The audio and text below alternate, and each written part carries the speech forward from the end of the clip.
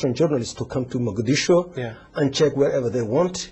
But they are not listening. So America get wrong in Iraq, and I'm sure they are getting wrong in Somalia also. Okay. Well, you of course, all of you of course visited Somalia in June. I want to talk about what the situation means for the common people. I mean, starting off with literacy rates, kind of water sanitation, kind of development sort of work.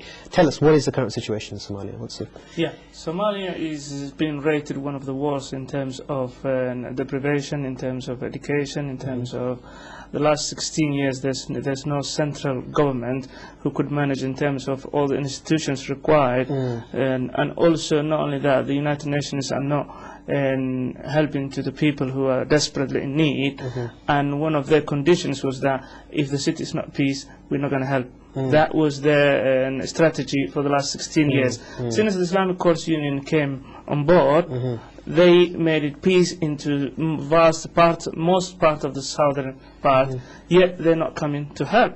So this contradicts to their strategy for the 16 years. It seems that they suddenly reviewed their strategy according to the. Also, you say that the United States also are accusing Islamic courts harboring terrorists.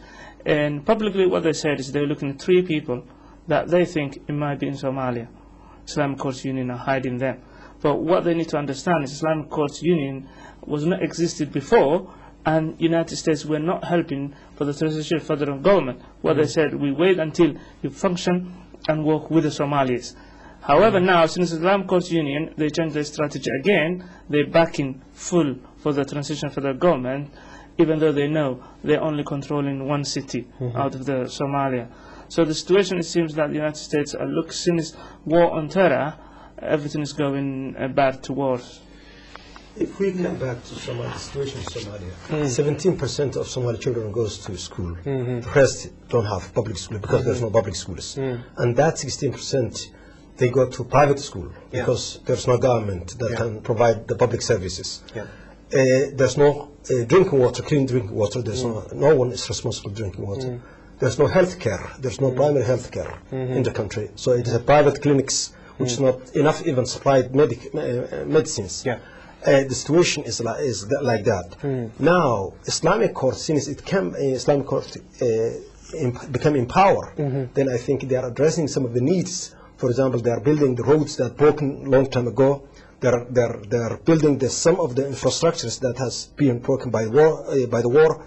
For example, the harbor, Mogadishu harbor, was closed for 16 years. Money. Where are they getting the money from? Well, the people are contributing. People are paying taxes? No. Up to now, they did not introduce tax, but the people voluntarily, the business community, because there's a very strong business community that created wealthy during 16 years. In Dubai, in Arabia, in Somalia. So the expatriate community. Expatriate. So these people are contributing, for example, in generously to build this. So that's the money they are using. And even we don't want to depend on aid and donor money because that corrupts the society. And briefly, what else can you tell us about the current situation in terms of poverty in Somalia?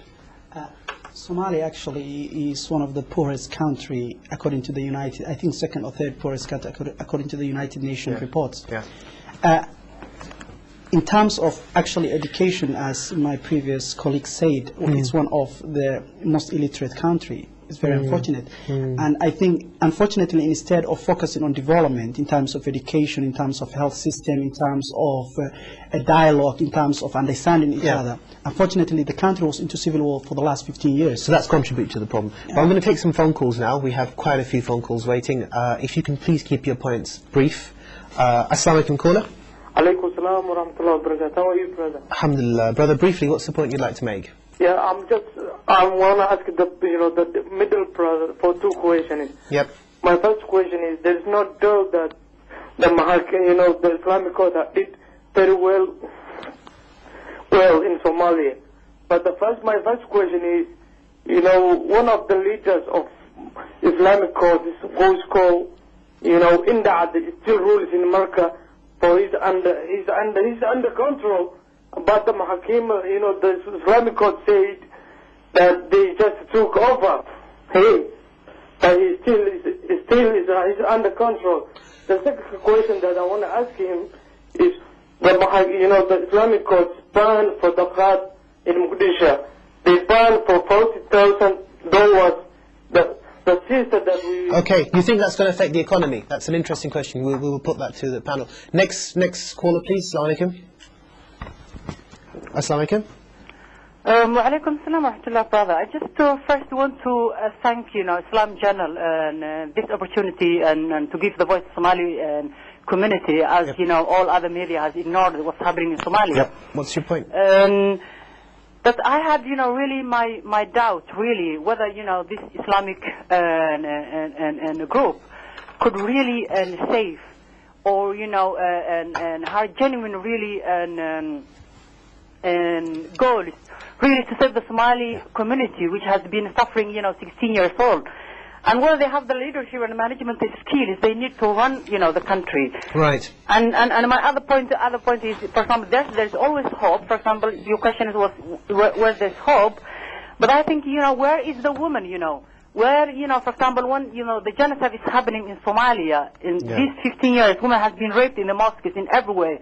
Where this Islam group is, where they were that time? That's my question. And why are you not giving the voice of women? Every time you see, the men who have been destroyed our country is the men who are still, and creating this popular division. Okay, well, thank you. That's a very interesting point. But we have so many more callers. Assalamu caller, what's the point you'd like to make? We have so many more callers. Oh. Assalamu alaikum wa rahmatullahi wa barakatuh. Alaikum salam. What's the point you'd like to make, brother? Hello. Yeah, hi, I can hear you. Please put the volume on your television down, otherwise it causes massive confusion. Assalamu alaikum. Wa alaikum salam. Yes, brother. I'm asking 2 points. Please. I would like to declare the comment of 2 points. Yep, please, go ahead. Now, the first one is that the Somalians, the panel and everybody of Somalia, who talks about the history of what happened to the last government and so on, they always talk about the dictatorship of last dictator and so on. That's in fact, there was a dictator, but things happening after that dictator for the 16 years is worse than what the dictator used, because at least we were a country. And second thing is that the Islamic Sharia courts law union, they are much better, and there is no doubt that. Okay, thank you very much. Those were 2 points, not questions. Please, can we ask the viewers to kind of formulate their questions before they come on air? Assalamu alaikum, caller. Hello? Hello, assalamu alaikum. My name is Saeed Ali. Okay. And I'm calling from London. What's the question? Basically, what I wanted to say was, there's no doubt that what the Islamic courts have done are great. And the Muslims abroad, they have to understand, as to whoever carries the banner of La ilaha illallah and the title Islam, they will have a lot of enemies from all directions. As you've seen, the recent allegations by the United Nations that the Islamic courts are getting help by Syria, and they're helping Hezbollah against Israel. Okay, so you think they're being unfairly targeted? Exactly. Okay, that's an interesting point. We'll move on to the next caller. Assalamu alaikum, caller. Assalamu alaikum, caller.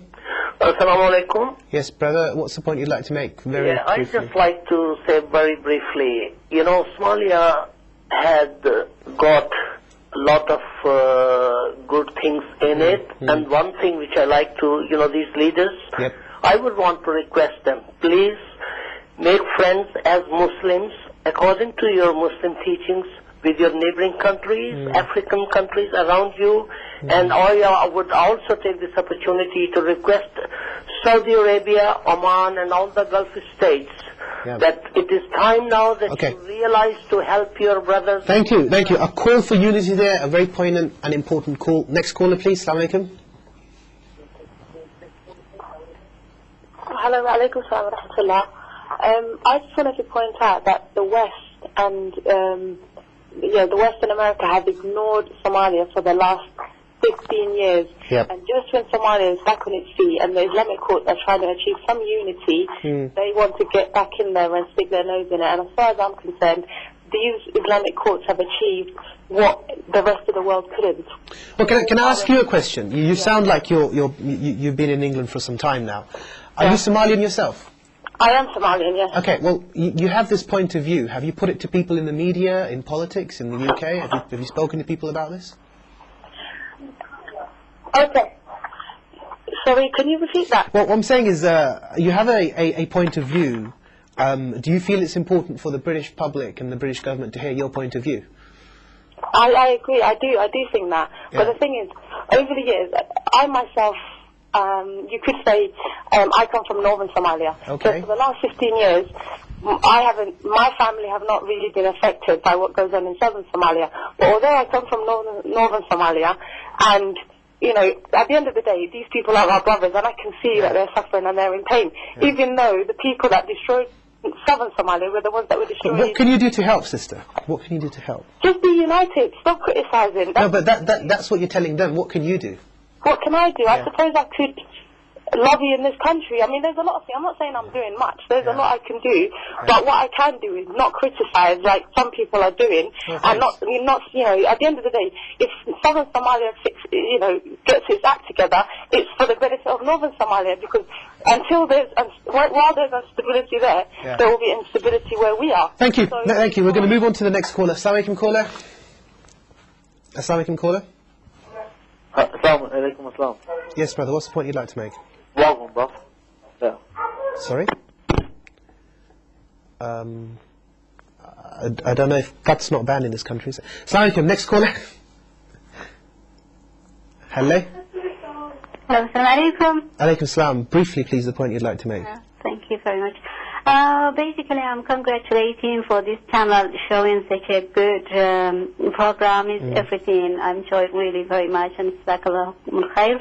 But we have to support Islamic causes, because really they have done a good work, and what this Western is saying about Somalia and Islamic causes and the neighboring countries, is irrelevant to us really, because they were not carrying our country for a long time when we were having a lot of these burdens, and now they are talking and speaking out, including European Union. Okay, thank you very much. That's an interesting point. We're going to come back to the panel now. A very interesting range of discussion there. I'd like to first start off with some of the points that were raised. I mean, clearly there seems to be strong support for the Islamic courts amongst certainly amongst our callers.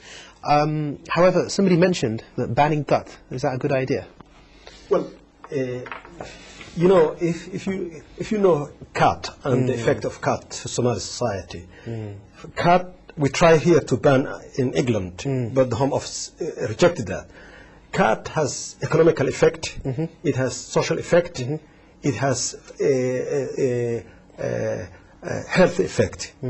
So now, if the person addicted to cut, he cannot work, so he want to be awake all night and sleep all day. Then he will use the money that he's supposed to feed his children, he will use for consumption. The other thing is that economically, we pay millions, we are a poor country, we pay millions of dollars, hard currency, to Ethiopia and Kenya, and buy cut. But that cut costs, in health-wise, it affects the health of our society. So it was good to ban it, but the timing, the timing was wrong. Yeah. I mean, do you feel there'll be a backlash to this?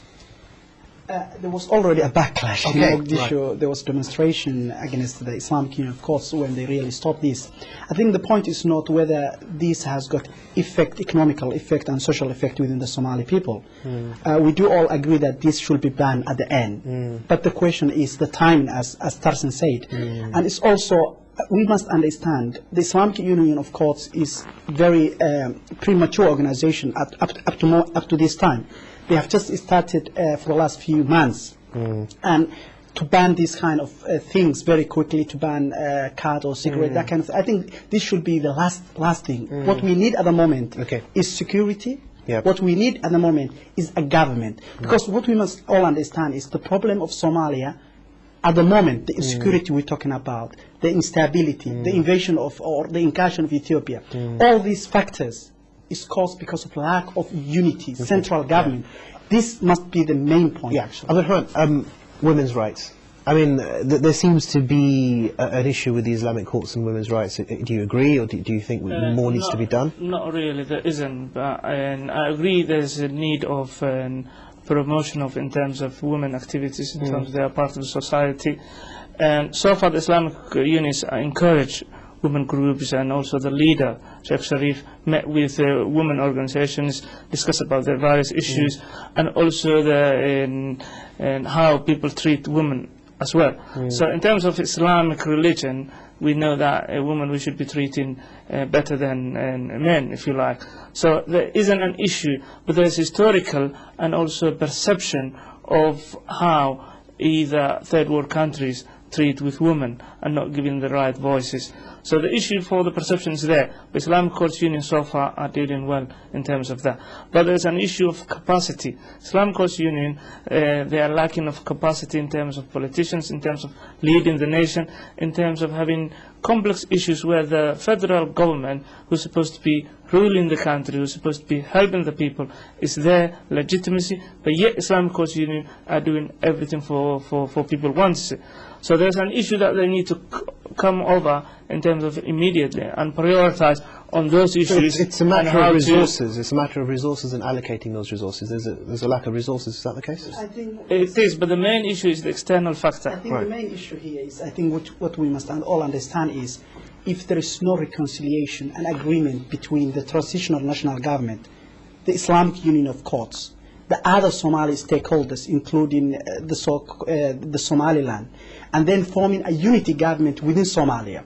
I think unless we get that, in my opinion, everything is relative, because the security that the Islamic Union of Courts brought to the southern part of Somalia can only be sustainable if there is a government. If it's not government... I want to take a few more phone calls and we'll come back to the discussion. Assalamu alaikum, caller, what's the point you'd like to make?